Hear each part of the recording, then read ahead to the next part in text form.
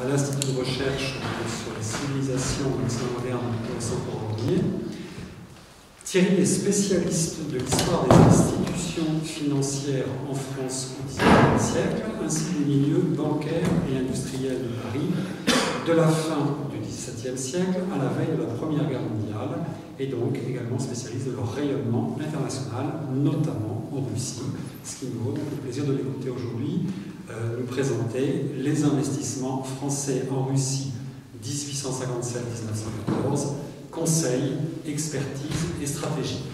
Nous avons modifié le mode de fonctionnement de cette journée d'études par rapport à ce matin, c'est-à-dire que nous avons écouté les trois intervenants et à l'issue des communications des trois intervenants, avant la pause café tant attendue, généralement lors des colloques, nous ferons donc la séance des questions. Thierry, je te cède la parole. Merci Xavier. Bonjour mesdames, bonjour messieurs. Donc je vais vous présenter les investissements français en Russie, conseil, expertise et stratégie. En 1914, à la veille de la Première Guerre mondiale, les investissements français en Russie s'élevaient à 12 milliards et demi de francs et représentaient 25% du total des investissements français à l'étranger. Alors, d'après les tableaux publiés par René Giraud dans sa thèse, soutenue en 1971, près de 5/6 des placements français concernaient des fonds publics russes, donc les emprunts. De 1888 à 1914, ces placements étaient passés de 1,25 milliard de francs environ à 10 milliards de francs, avec une progression régulière. Et au cours de la même période, le montant des capitaux français placés dans les entreprises privées passa de 220 millions de francs à 2 milliards 245 millions de francs. Un peu moins d'un tiers des capitaux étaient investis dans des sociétés métallurgiques et près d'un cinquième dans l'exploitation minière. Alors je donne le tableau, donc vous l'avez en première page de du résumé que j'ai donné. Alors selon les sources soviétiques, à la veille de la Grande Guerre, les capitaux étrangers investis dans l'Empire montaient à 2 milliards 250 millions de roubles or.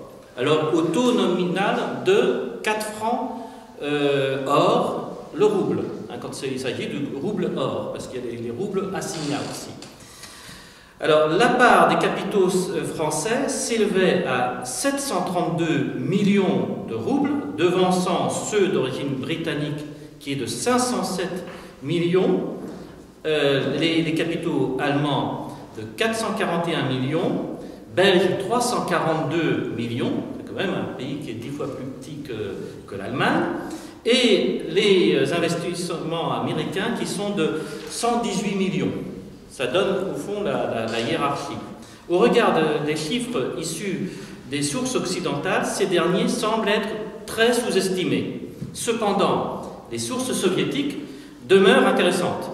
D'après celles-ci, en 1917, un quart des capitaux étrangers, soit 420 millions de roubles, avaient été investis en Ukraine, essentiellement dans le Donetsk. La part des capitaux français était écrasante. Les investissements des sociétés belges auxquelles les Français participaient souvent assez largement arrivaient en seconde classe. Et donc je donne les investissements français, allemands, belges, etc. Et on voit véritablement la différence de proportion entre les capitaux investis par les Français, par les Belges et les autres pays. Alors pourtant, avant les années 1850, les investissements français en Russie étaient pour le moins anecdotiques. Seuls quelques rares entrepreneurs avaient tenté l'aventure, et je donne juste un exemple, dont les frères Henri Armand et Joseph Frédéric Dutefoy, qui étaient nés à Saint-Denis, là où il y a la cathédrale, près de Paris, qui fondèrent une cristallerie au cours des années 1840. Le fils de Frédéric Dutefoy créa à son tour une usine chimique à Saint-Pétersbourg spécialisée dans les parfums. Donc le père crée les flacons à Moscou et ces flacons allaient à Saint-Pétersbourg pour y mettre le parfum. De retour à Paris au début du Second Empire, Henri Armand Dutefoy fonda une maison de banque en association avec William Kinnan, qui lui aussi vient de Russie, sous la raison Dutefoy, Kinnan et compagnie, en 1857, et qui servait d'intermédiaire pour l'échange de 31 millions de francs en métaux précieux entre la Banque de France et la Banque de l'État russe en 1861. 31 millions de francs. Alors, cette banque Dutefoy, Kinnan et compagnie a survécu sous la raison du neveu de Henri Armand Dutefoy, qui s'appelait Osquier, qui a été présenté par mon collègue Xavier ce matin. Dans les faits, d'après les témoignages de l'époque, le commerce international en Russie avant 1850 était tenu par les Anglais et les Allemands au nord, par les Grecs, les Italiens et les Arméniens et les Juifs, dans les zones méditerranéennes, méridionales plutôt. Donc à Odessa, en Crimée, etc. Et les Français étaient quasiment absents. Alors, comment sont-ils arrivés en Russie? Alors, aux origines des investissements français, les réseaux d'informateurs, d'experts et d'intermédiaires.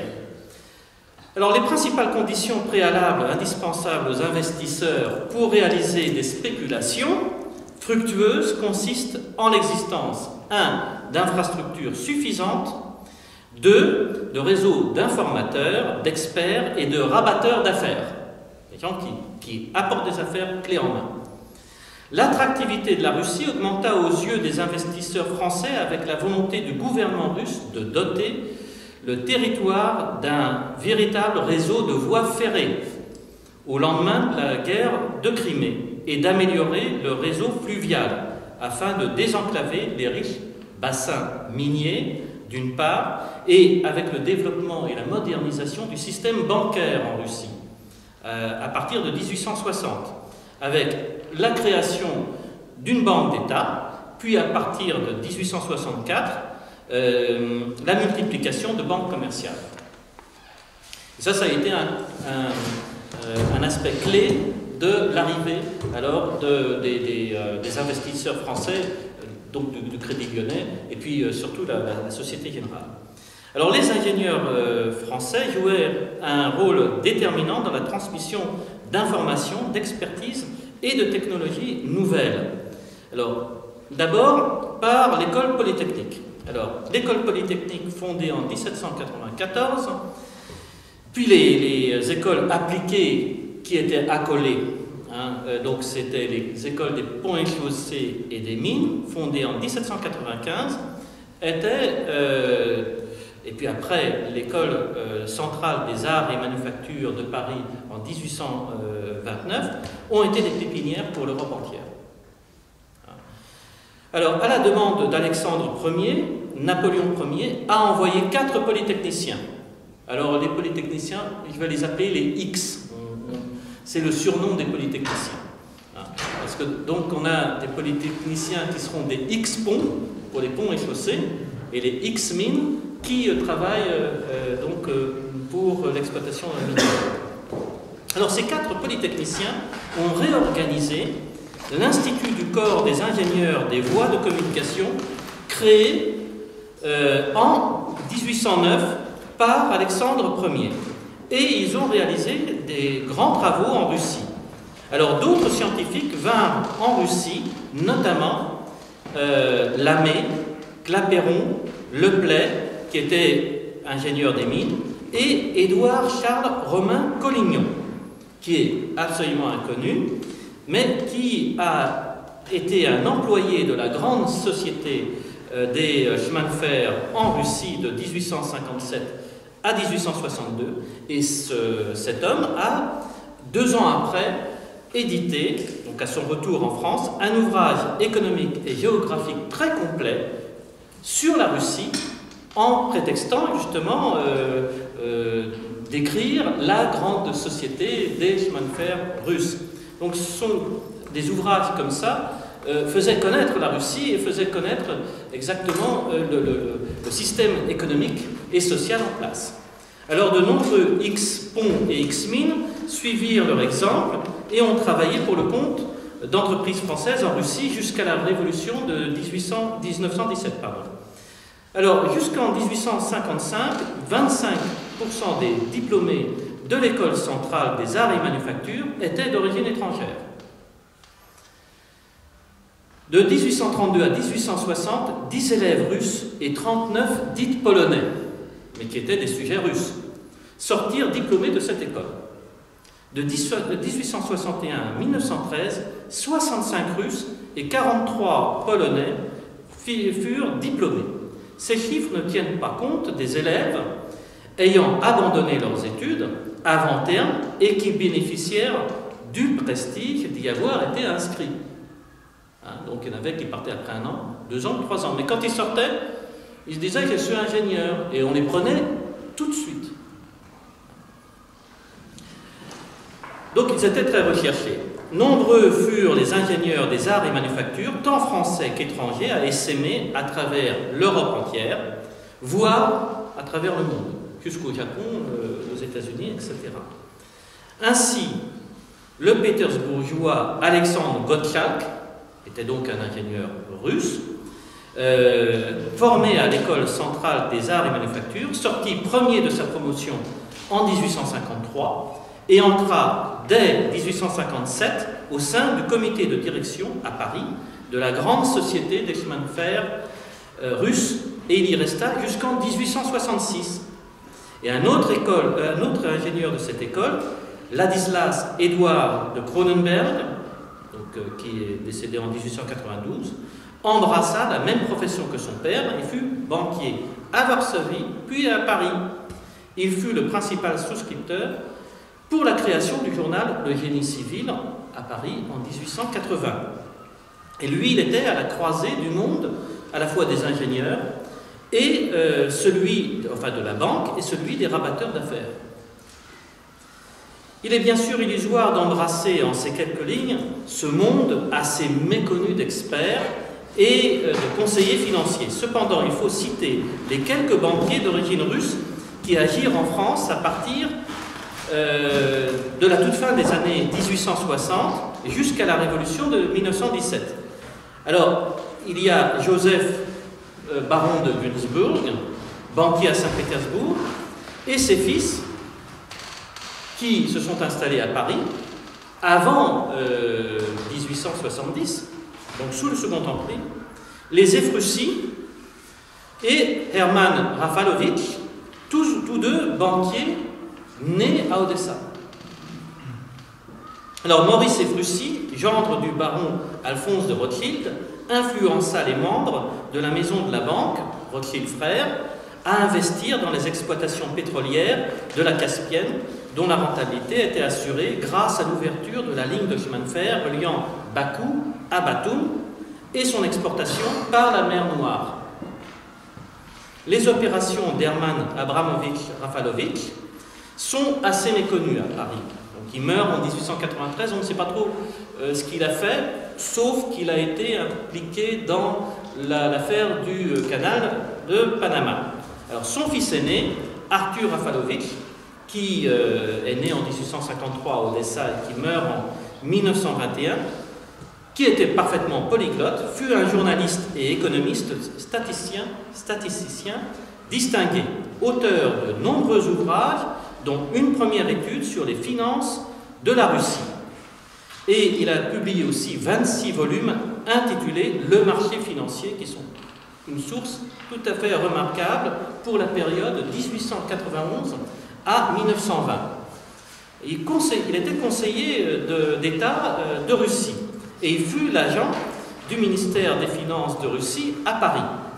Alors, il a été encensé à sa mort, mais sa mémoire fut entachée par la publication de sa correspondance avec le ministère des Finances de Russie, avec Witt en particulier.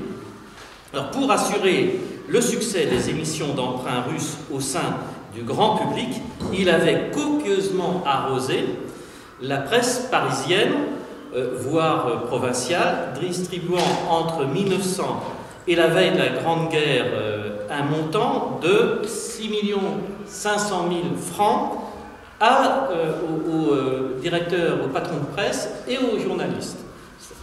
Et donc ça a fait véritablement un scandale. Alors il faut aussi mentionner deux experts employés par le gouvernement français et belge. Alors il y en a davantage, mais j'en cite deux. Le diplomate français Maurice Paul Alfred Verstraete, dont on a déjà parlé, et le juriste belge Marcel Lovic, qui avait inspecté les entreprises belges dans le Donetsk. Le premier publia en 1897 La Russie industrielle, étude sur l'exposition de Nijni Novgorod, et en 1899 l'Oural. Il fut nommé en sa qualité de diplomate expert en matière industrielle et commerciale, administrateur de la banque russo-chinoise, puis directeur de la Banque du Nord, alors en 1901. Marcel Lovic, qui conclut sa carrière en tant que professeur de l'université de Gand, avait publié plusieurs ouvrages sur la Russie en 1906 et jusqu'à 1909. Et ce sont des ouvrages extrêmement intéressants parce que tous ces ouvrages sont très documentés et donnent des statistiques par exemple aussi des renseignements sur l'immigration belge dans le Donetsk. Il y a plus de 10 000 Belges qui se sont installés, des ouvriers et des contremaîtres qui se sont installés en Russie. Alors deuxièmement, les investissements industriels français en Russie. Quelques exemples de stratégie. Alors je vais donner que quelques exemples, parce que tout embrasser, ce n'est pas possible. Alors, plusieurs banques françaises importantes déployèrent des stratégies très différentes. Alors, la première banque, le Crédit Immobilier, qui avait été créé par les frères Pereire, le Crédit Lyonnais, la Société Générale pour le développement du commerce et de l'industrie en France, maintenant on dit la Société Générale, la Banque internationale de Paris et la Banque de l'Union parisienne. Ce sont les banques que je vais présenter ici. Et puis aussi Paribas. Alors, sous la houlette d'Isaac Pereire, le Crédit Immobilier négocia avec ses partenaires la concession pour la construction et l'exploitation de lignes de chemin de fer de Russie. Et en 1857, ils ont fondé la grande société des chemins de fer russes au capital de 300 millions de francs, mais elle ne parvint pas à honorer la construction du réseau prévu, mais les avancées étaient notable. Alors il faut quand même donner les réseaux. Ce qu'elle a construit, c'est la ligne de Saint-Pétersbourg à Varsovie, l'embranchement de cette ligne vers la frontière de la Prusse, donc on pouvait aller de Berlin à Varsovie et à Saint-Pétersbourg. Troisièmement, la ligne de Moscou à Nijni Novgorod. Mais la grande société des chemins de fer russes devait également créer une ligne de Moscou à Théodosie, donc jusqu'en Crimée, donc pas loin de Kerch, et une ligne qui allait de Koursk ou d'Orel à Libor. Alors ce réseau devait dépasser 4000 km. Et donc il n'y a qu'une partie qui a été réalisée. Alors créé en 1863, le Crédit Lyonnais prospecta en Russie successivement en 1867 et en 1868, puis en 1874, souhaitant accompagner des entreprises françaises telles que Schneider, mais sans conclure. Et c'est en participant à l'emprunt de 1872 et bien davantage à celui de 1877 que son président décida d'implanter une agence à Saint-Pétersbourg en 1878 et puis d'autres agences telles que celle de Moscou en décembre 1891 et à Odessa en février 1892. Alors il s'agissait d'une simple banque de dépôt, contrairement à ses consoeurs. Elle ne se lança absolument pas dans des opérations industrielles. Tout autre fut la stratégie de la Société Générale pour le développement du commerce et de l'industrie en France, créée en 1864 par plusieurs industriels ainsi que des banquiers. Alors, parmi ces industriels, il y a Schneider, ainsi que des banquiers fortement impliqués dans des opérations industrielles en France et en Algérie et aussi, par exemple, en Espagne. Alors, dès la fin de l'année 1869, la Société Générale s'intéressa aux gisements miniers du Donetsk, devenus accessibles par la réalisation en cours des lignes de chemin de fer de Kozlov à Voronezh et Suerevo, et ainsi que de courses à Kharkov, etc. Et Taganrog. Alors, freinée dans ses ambitions par la guerre franco-allemande de 1870, elle reprit son offensive dès février 1872 sous la forme de la constitution de la Société industrielle franco-russe, qui adopta très rapidement le nom de Société minière et industrielle dès 1873. Et dès cette année, cette société parvint à s'arroger l'exploitation des mines de Boutchenko, situées dans le gouvernement d'Ekaterinoslav, à proximité du chemin de fer reliant Koursk à Azov. Alors, la Société Générale diversifia ses activités, s'intéressant au touage de la Neva, donc c'est les rives de la Neva, et la navigation de la Moskova. En 1880, elle exploita les mines de fer de Krivoy Rog, acquis en association des forges et aciéries de la marine et des chemins avec les forges et aciéries de la marine et des chemins de fer, ainsi que les forges de la Loire et du Midi, les usines de la Berde, situées à la rive gauche de la Grande Neva à Saint-Pétersbourg. Et la Berde produisit des plaques de blindage et des arbres de machines pour les vaisseaux de la marine impériale. Alors, la Société Générale fut aussi à l'initiative du développement de la compagnie d'électricité de Moscou, de la compagnie du gaz de Saint-Pétersbourg, de la Société des usines de Briansk, de la compagnie des mines de fer de Krivoy Rog et Makievka, etc., etc., etc. Alors, créant un syndicat incluant des banques belges et autrichiennes, elle fonda en 1897 une société de droit belge, parce que, pour des raisons fiscales, la fiscalité en Belgique était beaucoup plus favorable qu'en France. Ils ont créé la Société Générale de l'Industrie minière et métallurgique en Russie, dite l'Omnium. Et en 1901, une filiale sous le nom de Banque du Nord, pour s'occuper sur place du redressement de certaines entreprises à la dérive, dont les usines de Briansk.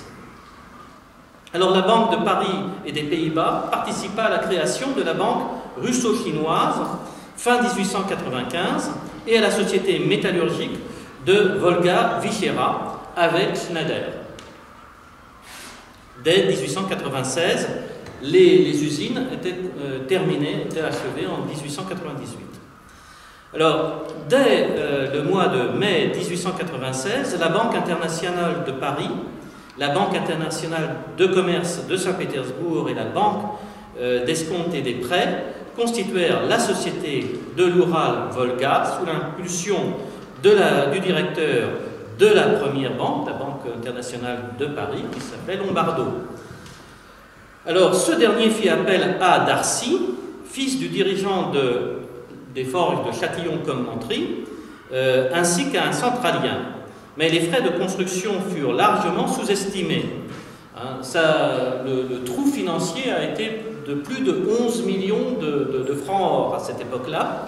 Et donc, ça a entraîné, disons, un krach et la chute de la Banque internationale de Paris en 1901, qui s'est refondée en banque de commerce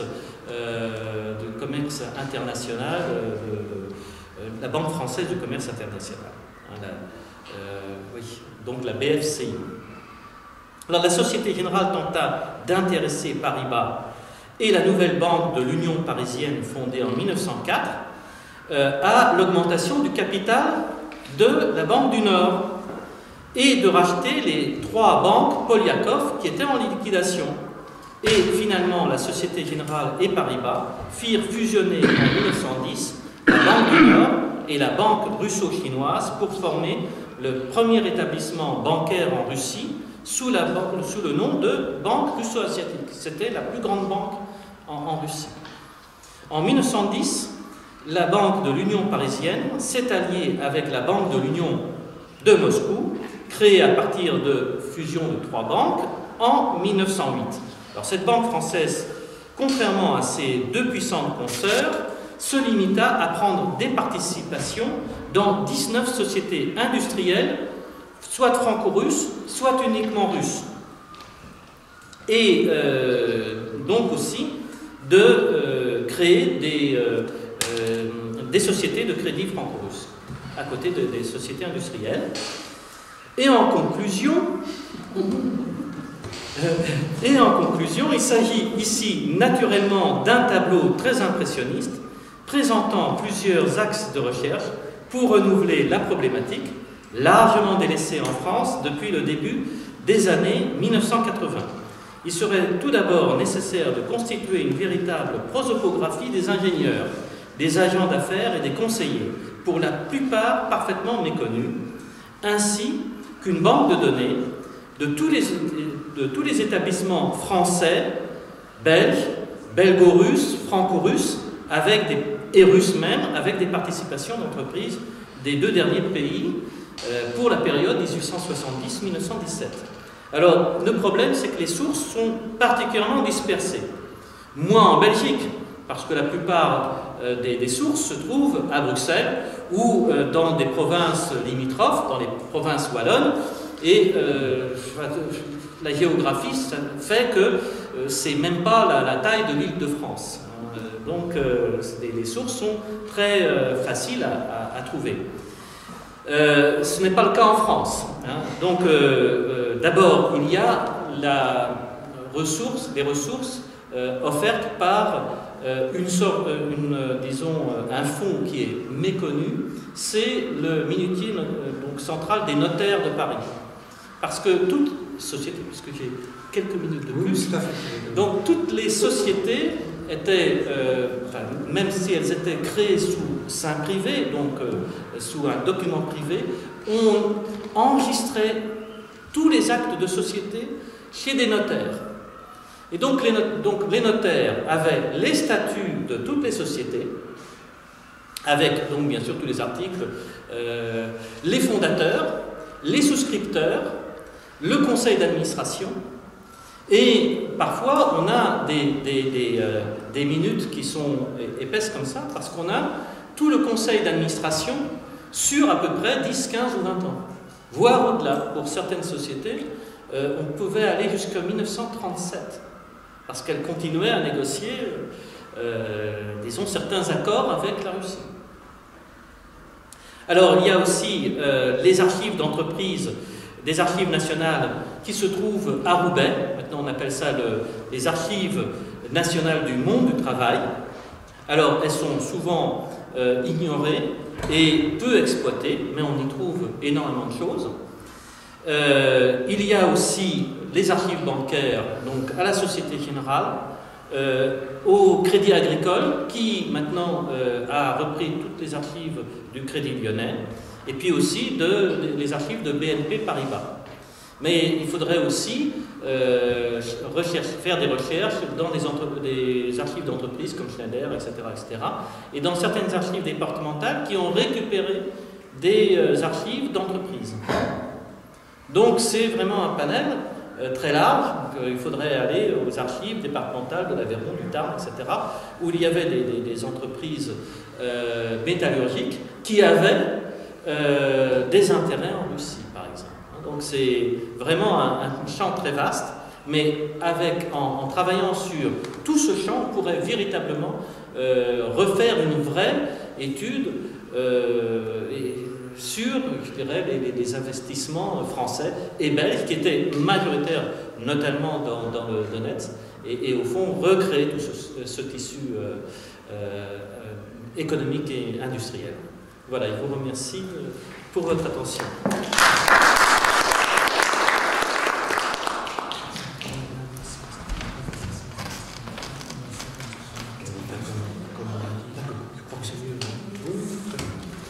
Merci beaucoup Thierry pour cet exposé extrêmement clair et surtout extrêmement prometteur en termes de recherches à venir. C'est ce que je disais ce matin, mais je crois que tu viens seulement de nous le confirmer. Bien, j'appelle maintenant pour la seconde conférence Léon Stoppi, donc, qui est doctorant ici à l'Université de Vienne. Pendant encore 2 ans, a-t-il dit, pour terminer son classe de doctorat. Il effectue actuellement des recherches donc en économie et en histoire sociale. Et il va nous présenter donc aujourd'hui une communication sur les investissements américains en Russie aux alentours de 1900. Léon, je vous cède la parole. Vielen Dank. Ja. Liebe Damen und Herren, mein heutiger Vortrag wird über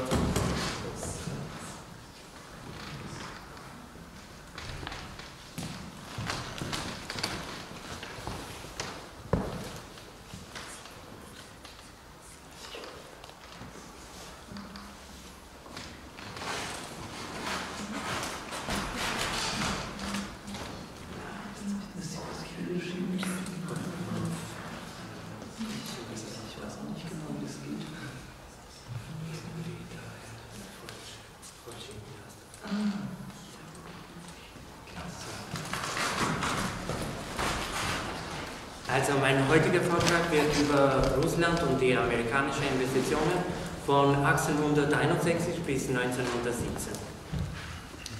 Die Industrie war von keiner großen Bedeutung in Russland bis in die erste Hälfte des 19. Jahrhunderts.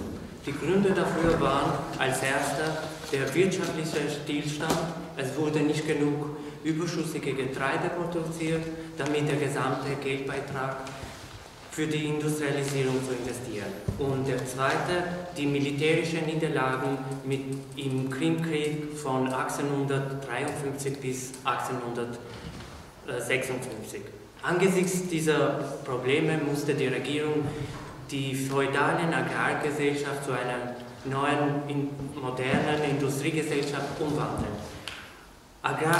Der Abstand zu Europa, den der Krimkrieg offengelegt hat, war primär ein industriell-technologischer Abstand. Sicher sollte man auch die Misere der Landwirtschaft beheben, aber das Hauptziel lag in der Industrialisierung des Landes. Aber mehr Faktoren behinderten den Übergang, wie zum Beispiel etwa 85% der russischen Bevölkerung waren Bauern, die sowohl zögerlich und langsam an den industriellen Bedingungen teilnehmen konnten. Transport von hergestellten Waren auf den Markt war ein weiterer Faktor, der Schwierigkeiten verursachte. Deshalb war es unmöglich, eine fest basierende Industriewirtschaft zu entwickeln. Nicht zu vergessen, in dieser Zeit hatte Russland einen potenziellen Markt über den Bedarf an Produkten steigerte, so man brauchte die Industrie zu erweitern, um die Nachfrage zu befriedigen. Ein weiterer Faktor war auch das Fehlen des Bankensystems und das finanzielle Mittel, um die Industrialisierung zu finanzieren. Ein erster Boom aber begann in der zweiten Hälfte des 19. Jahrhunderts und hielt etwa ein Jahrzehnt an. Wichtig war die wirtschaftliche und politische Reformen unter dem Finanzminister Sergei Witt. Auch wenn die Landwirtschaft ihren Rang als bedeutendster Zweig der Volkswirtschaft nicht verlor, expandierten die bestehenden und entstandenen neuen Sektoren der Industrie. Als Vorteil der Witt-System waren auch die Entwicklung der Industrie. Hier können wir die folgenden Schwerpunkte nennen. Die durchschnittliche Zugwechsel des Eisenbahnnetzes in den Jahren zwischen 1859 und 1913. Es steht außer Frage, dass dem Eisenbahnbau eine zentrale Rolle am Industrialisierungsprozess zukam. In den letzten Jahren dieser Periode machte die Investitionen in die Bahn ein ganz Viertel der gesamten industriellen Nettoinvestitionen aus. Wichtig ist der Aufbau der transsibirischen Eisenbahn, ca. 7000 Kilometer lang. Die Entwicklung der Schwerindustrie, wie zum Beispiel Eisen-, Kohle- und Stahlindustrie, Und auch Vorarbeitung und Fertigungsindustrie war ein weiteres Vorteil dieser Reformen. Zur industriellen Entwicklungsstrategie gehörten auch Zoll- und Außenpolitik.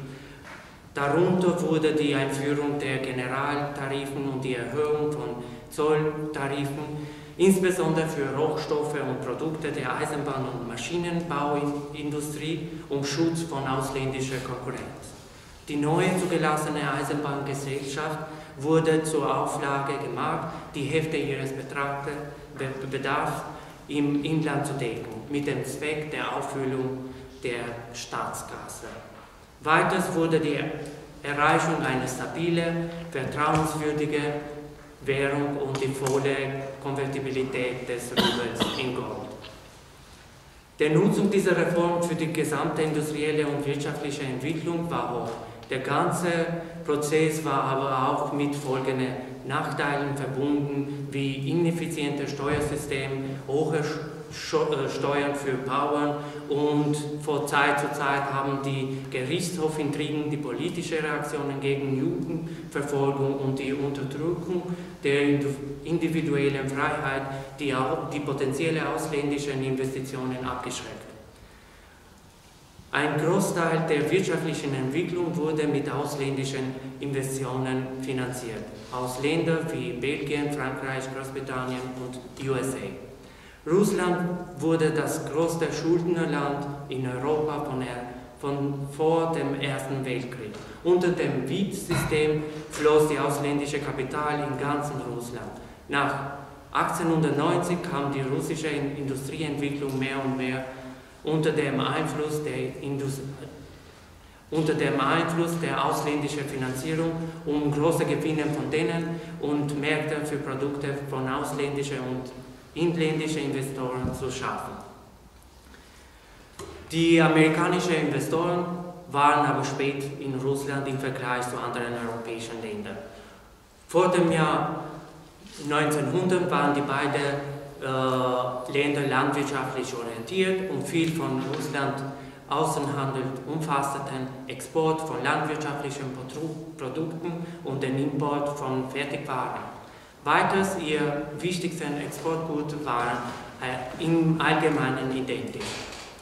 Bis 1914 das amerikanische Kapital repräsentierte 5% der ausländischen Investitionen und der Grund dafür war zum Teil der starke wirtschaftliche Wettbewerb zwischen den beiden Ländern.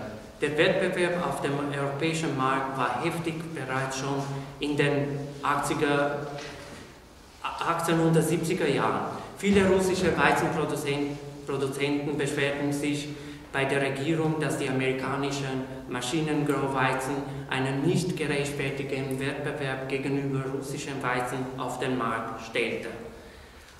Einige amerikanische Industriezweige begannen das Geschäft mit Russen vor 1900. In der Ölindustrie vergab im Jahr 1896 die imperiale Regierung einen Vertrag für den Bau einer Pipeline für raffiniertes Öl von Batumi nach Mikhailovo mit der Absicht von einer Ausweitung der Pipeline zu Baku ein Jahr danach. Die russisch-amerikanischen Nikopol, Mariupol Bergbau- und Metallurgieunternehmen wurde beauftragt, etwas 125 Meilen vor der Leitung zu einem Preis von $2 per Fuß zu bauen. Schon im Jahr 1893, während der Expansion der Eisenbahnindustrie, hatte die russische Funktionäre zusammen mit einer Gruppe von amerikanischen Geschäftsleuten die Möglichkeit der Eröffnung einer Lokomotivenanlage in Russland diskutiert. Dann im Jahr 1896, nachdem die Verhandlungen abgeschlossen wurden, wurde die russisch-amerikanische Manufacturing Company mit großer finanzieller Beteiligung der Edmund Smith and Company of Philadelphia and Hollister of New York City organisiert. Das Unternehmen ausgab $1,5 Millionen für das Kauf moderner Maschinenwerkzeuge aus den USA. Eine große Eisenwerkstatt wurde in Mariupol am Oceansee gebaut und circa ein Drittel dieser Unternehmen war im Besitz von amerikanischen Investoren. Der komplette Rohrenwerk von Morris, Trasler Company wurde im Jahr 1896 in Mariupol durch eine Dampfmaschine importiert und ca. 30 qualifizierte amerikanische Ingenieure und Vorarbeiter wurden ausgeschickt, um den Bau der Rohrleitung zu beginnen. Das neue Fabrik im Nischni Novgorod war zu bauen in Zusammenarbeit mit Sormovo Maschinenwerk, die bereits Autos, Dampfschiffe und Dampfkessel herstellten. Diese Fabrik hatte eine Beschäftigung von ca. 5000 Mitarbeitern. Im Jahr 1898 erhielten die amerikanische Iron Works Pennsylvania and Maryland Unternehmen einen Vertrag für 36.000 Tonnen Stahlschienen und 4.320 Tonnen Schienen von Fischplatten aus der Chinese Eastern Railway Company. Ein weiterer Vertrag wurde im Jahr 1899 an Maryland Steel Company vergeben, wodurch Maryland Steel letztendlich 80.000 Tonnen Stahlschienen versendete. Im Mai 1898 erhielt die Baldwin Locomotive Works eine Bestellung für 65 Lokomotiven in Auftrag der Manchurian Railway Firma. Bis Ende 1899 hatte Baldwin etwa 400 Lokomotiven nach Russland verkauft. Während der Wied-Regierung wurden ausländische Investoren eingeladen, an der russischen Industrialisierung teilzunehmen. Mehrere US-Unternehmen reagierten. Im Jahr 1896 bekam Westinghouse das Monopol, Reisezüge mit Luftbremsen zu liefern. Innerhalb von 2 Jahren wurde die New York Air Brake Company auch einen Vertrag über die Platzierung von Luftbremsen an 12 Güterlokomotiven und 200 Güterwagen gewährt. Alle Verträge wurden mit Erfolg abgeschlossen. Die Einzelteile wurden nach Deutschland verschifft und dort zusammengebaut in Arbeitsmaschinen für den Vertrieb. Dann an diese 2 US-Unternehmen weiterhin Verträge gewährt wurden, wurden Fabriken in Russland gebaut. Im Jahr 1901 erweiterte Westinghouse seine elektrische Ausrüstungsanlage in der Nähe von St. Petersburg.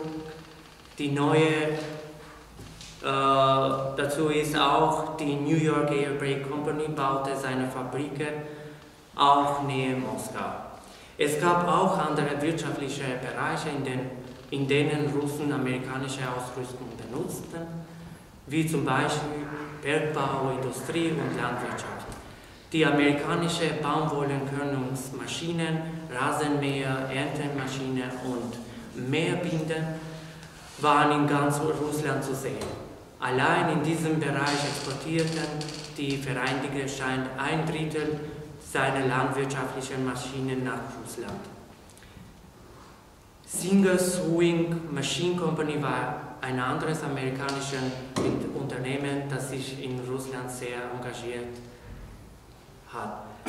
Die Baumwolle-Textilindustrie umfasste rund 80% des inländischen Marktes, deshalb wurde die Nähmaschine in ganz Russland durchgeführt, um diese Branche weiter zu fördern. Ein Reisender bemerkte seine Verwendung bis Südosten nach Zentralasien.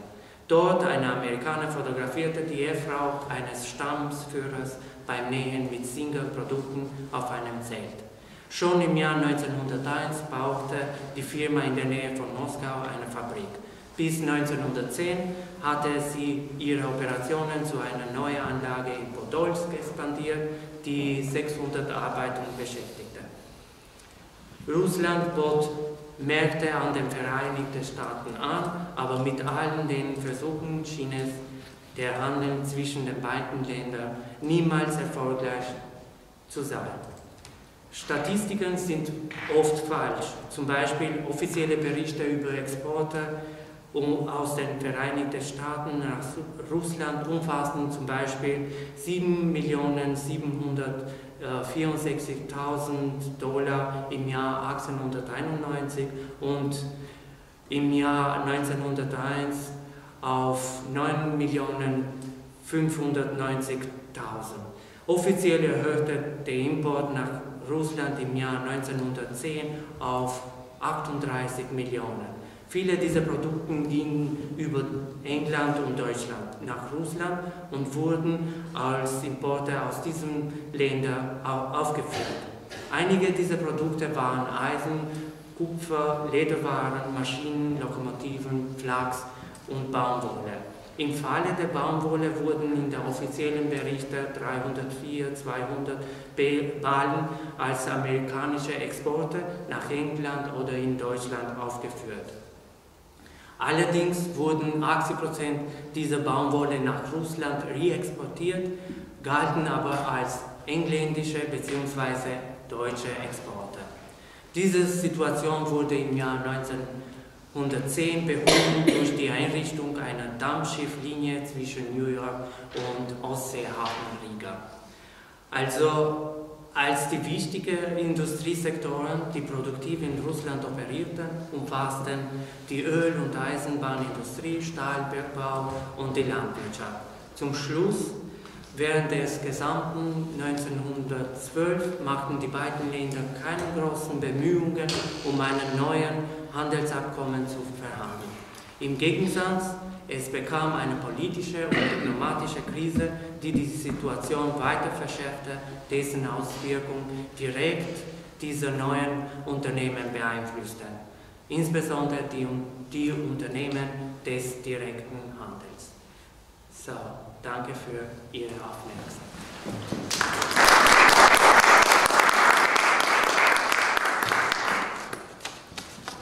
Merci beaucoup pour cette exposé très détaillée sur les investissements américains en Russie. Il y a un petit changement au programme. Un des intervenants de la seconde session ayant eu un empêchement, nous allons donc faire deux sessions équilibrées, c'est-à-dire deux sessions de deux intervenants, et donc procéder dès maintenant à la séance des questions sur les deux interventions que nous venons d'écouter à l'instant, celle de Thierry et de Léonce. Donc, je cède la parole à la salle pour les questions.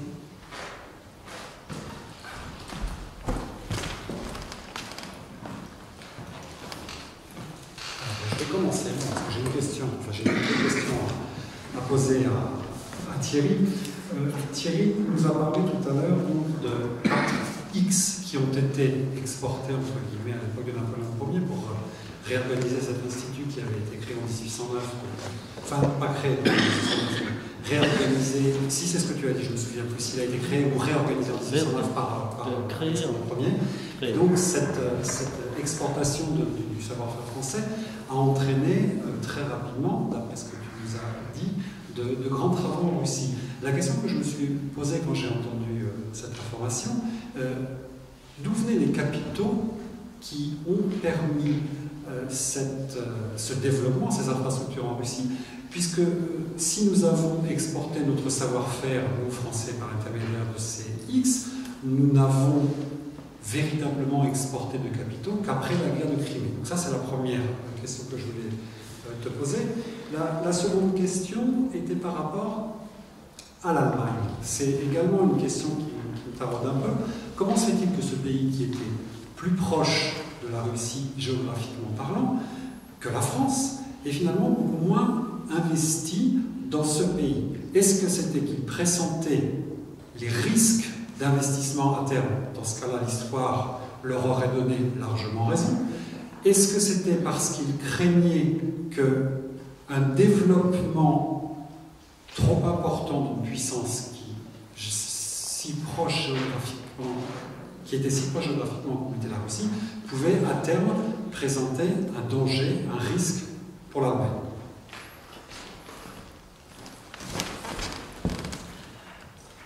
Alors pour la première question, c'était des travaux entrepris par l'État. Hein, donc ce sont des travaux financés par l'État russe. Là, c'était un peu comme on faisait en France.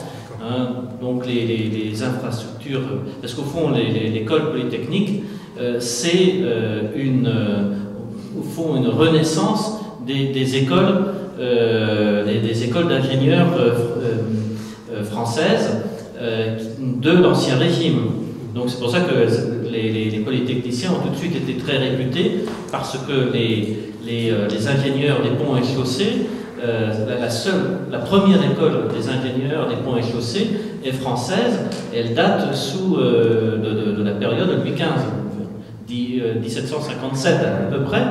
Donc il y a cette école et puis l'école des mines qui ont revu le jour en 1795, et donc on connaissait les qualités de ces ingénieurs depuis à peu près un demi-siècle. Ça, c'est pour ça qu'on a demandé à ces ingénieurs à la fois de venir diriger les travaux, et aussi de réorganiser une institution qui était créée en 1809.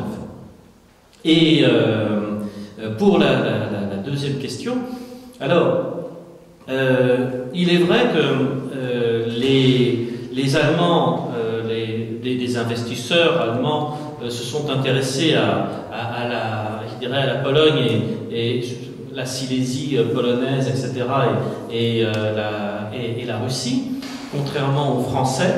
Mais à partir de la guerre de 1870, d'abord il y a eu un recentrage des capitaux allemands sur l'Allemagne. Il y a eu une véritable vision listienne, d'abord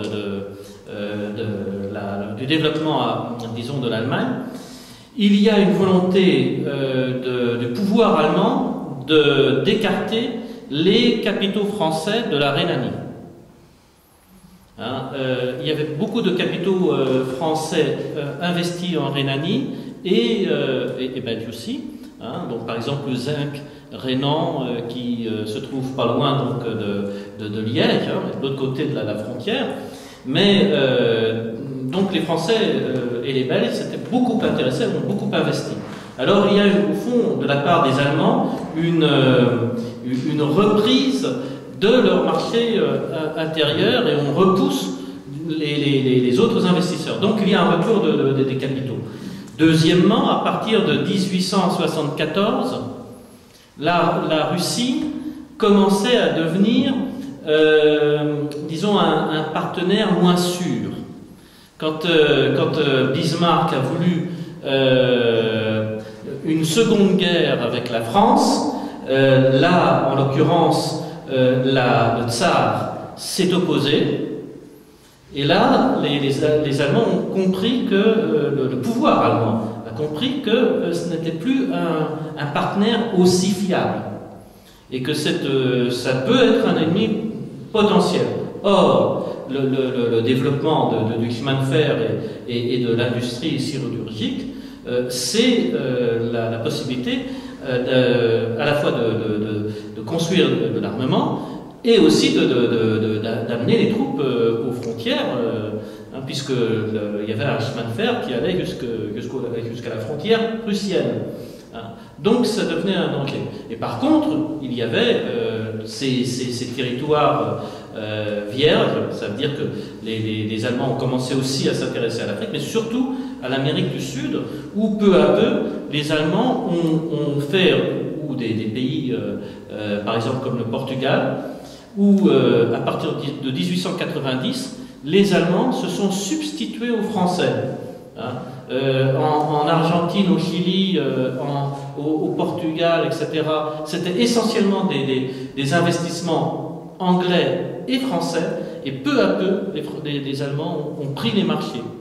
Donc, par contre, les Belges et les Français se sont intéressés à la Russie.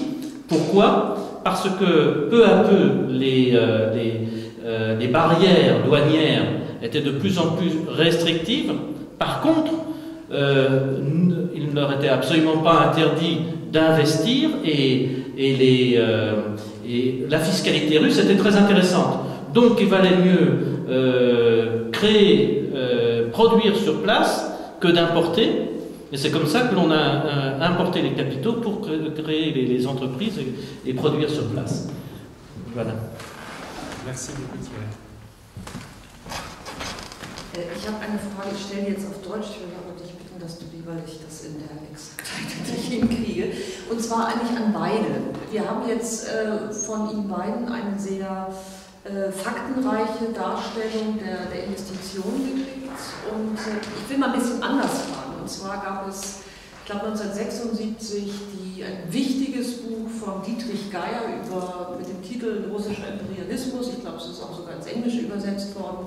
Und seine These war so ein bisschen irgendwie, es gab russischen Imperialismus, ja, und unter anderem in Zentralasien, aber Russland war zugleich auch ein Objekt des Imperialismus. Und er hat es damals, das ist ja sehr typisch, in den 70er Jahren gewesen, eben vor allem mit dieser Penetration durch ausländische Kapitalien erklärt. Letztlich haben Sie beide das jetzt auf Ihre Art bestätigt. Und ich frage mich jetzt, von einem eher kulturwissenschaftlichen Imperialismusbegriff ausgehend, von welchen Diskursen wurden die Investitionen, und zwar sowohl die französischen als auch die amerikanischen, nach Russland in dem jeweiligen Ausgangsland begleitet?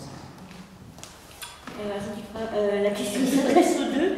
En fait, Madame Jobst se réfère à l'ouvrage de Dietrich Geier, Russische Imperialismus, donc l'impérialisme russe, qui montre, je pense de justesse, comment la Russie effectivement est un pays impérialiste et expansionniste, mais qu'il est aussi victime, en fait, d'une forme d'impérialisme des grandes nations occidentales. Et Madame Jobst posait la question à vous deux, donc aussi à vous, quel était le discours, je dirais, justificatif qui accompagnait cette politique faite et par les États-Unis et par la France, entre parenthèses la Belgique et les autres pays occidentaux?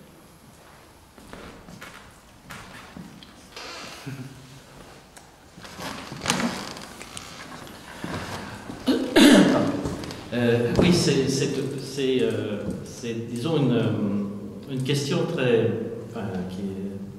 intéressante, mais qui mérite justement des études approfondies. D'un côté, il est vrai que je crois que la guerre de Crimée a été un véritable choc pour les Russes, dans la mesure où il faut s'imaginer que par exemple, la flotte française, jusqu'en 1871, la flotte militaire française était la deuxième mondiale après la flotte militaire britannique. Il faut s'imaginer que la flotte anglaise et la flotte française ont été capables d'amener à peu près 200 000 personnes, grosso modo, à la fois des guerriers, mais aussi tout ce qu'il faut comme logistique, mais aussi tout le matériel, la véritable logistique a été assurée durant toute la guerre. Ce que les Russes n'ont pas su faire, faute de chemin de fer. Donc, quand les Russes ont cédé des concessions et accepté que des entreprises étrangères construisent des chemins de fer, c'était quand les Russes ont demandé de faire une ligne jusqu'en Théodosie, c'était dans le cas d'une invasion, une nouvelle invasion en Crimée. Donc, pour les Occidentaux, il y avait cette vision, d'abord cette vision très, je dirais, humaniste, d'un côté sur les peuples vont se rapprocher, d'un autre côté on savait qu'il y avait des gisements miniers tout à fait considérables dans tout le sud de la Russie, et donc là c'était Inman.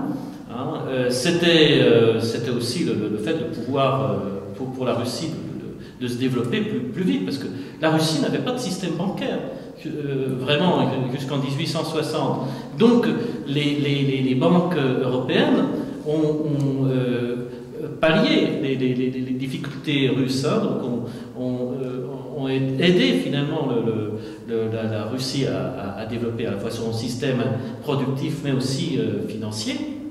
Et puis donc, pour les Russes, c'est un moyen aussi d'exploiter, pour la Russie, d'exploiter ses richesses, mais aussi d'avoir un réseau qui permettait d'acheminer les troupes et tout ce qui suivait, donc toute la logistique, en cas de... Et alors bien sûr, ça permet disons, une certaine forme d'impérialisme, au fond, de s'ancrer davantage. Hein. Mais au fond, c'était donnant-donnant. Enfin, tout le monde était gagnant dans cette opération. Pardon. Also zu dieser Frage für die amerikanischen Investitionen. Ich muss mal sagen, dass in der Zeit zwischen den Regierungen es war keine Kommunikation, keine Zusammenarbeit. Es waren nur die privatlichen Investoren, die aber für den zu schwierig war, in Russland zu investieren. Deswegen die haben versucht, mit den westlichen Staaten, wie zum Beispiel Frankreich und England, eine Kooperation, damit die privatlichen Investoren in eine Verhandlung mit den Russen zu führen. Weil nur die westlichen Staaten und die Russen hatten in der Zeit so eine große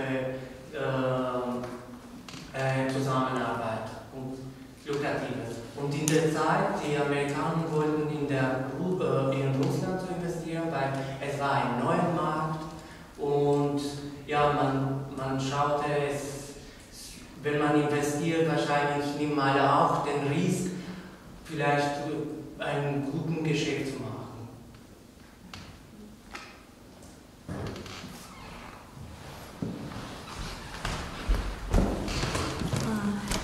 Je voudrais un petit peu ajouter et développer les questions-réponses de Thierry. Historiquement, à cause de l'allemand, à cause de l'investissement du côté d'allemand, historiquement, en Russie, toujours manqué des capitaux libres. Et le Pierre le Grand était le premier qui a voulu prendre la dette, l'argent, et parmi les pays qui, lui, il a qui pensait où lui il pourra le prendre, l'argent. C'était hollandais, mais il n'a pas pris la décision de prendre. Il a construit en Russie, il a fait la modernisation de l'armement, de construire des villes. C'est toujours d'après les sources qui existaient en Russie. Et la première personne politique et gouvernement était ça, c'était la Catherine II qui a pris l'argent pour la guerre contre les Turcs. Mais en 19e siècle, l'Allemagne jamais envisagé comme le pays qui peut donner de l'argent. Toujours après l'Hollandais, c'est la France, l'Anglais, Grande-Bretagne, et ça c'est pour ça que historiquement vraiment les Allemands investissaient par la technologie, par les connaissances des ingénieurs et tout ça. Et l'autre chose que je voulais, c'est toujours sur les archives, en 1919, en Russie, déjà soviétique, on a organisé l'Institut de recherche qui s'appelle NAMI. C'est l'Institut de recherche dans la branche automobile. Il y a une grande partie des documents, les sources historiques de ces archives de branche, on peut dire, départementales. Il y a beaucoup de documents qui concernent des recherches pour adapter les techniques américaines, plutôt pour les agricoles, pour les tracteurs et les machines, pour un petit peu remplacer les Américains par les marques, par les spécialistes russes, mais c'est vraiment toutes les dessins techniques, ce sont d'origine américaine. Merci.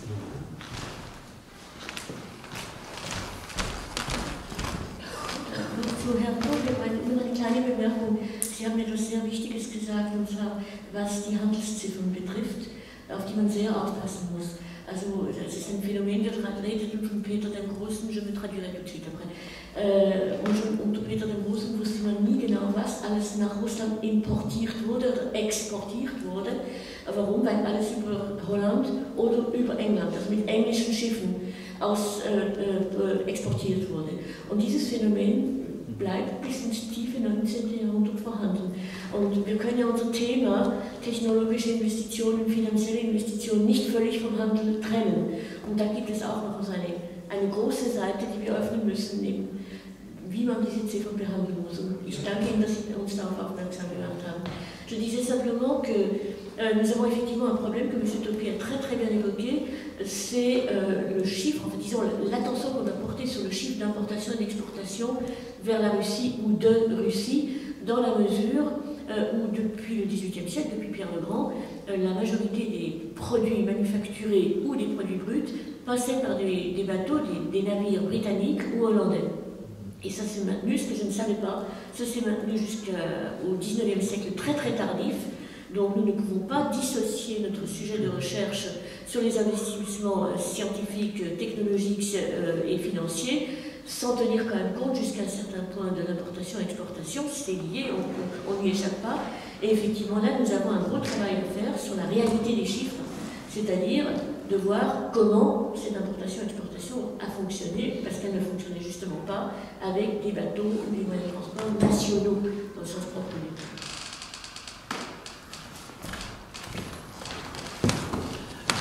Oui, alors pour rajouter de l'eau à ton moulin, si on prend les capitaux, il y a des thèses très récentes qui ont été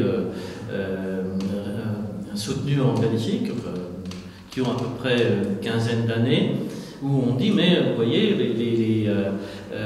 les capitaux belges sont extrêmement importants, donc on est les premiers investisseurs, etc. etc. Or, ce que l'on ne va pas toujours regarder, c'est qui investit, parce que l'on peut créer des sociétés, comme maintenant, des sociétés offshore, maintenant on va aux îles Caïmans, etc., pour d'autres pays, pour par exemple les Autrichiens et les Français quand ils travaillaient ensemble, le pays offshore c'était la Belgique. Donc on crée une entreprise de droit belge, mais alors il faut voir qui investit, qui a créé et qui investit dans cette entreprise. Et tout d'un coup on voit le Länderbank, etc., et la Société Générale, et ainsi de suite, et on voit que ce sont des capitaux soit allemands, des banquiers juifs allemands, ou des capitaux autrichiens et français ensemble, et on ne voit aucun belge. Donc il faut toujours faire attention. Ce sont des capitaux.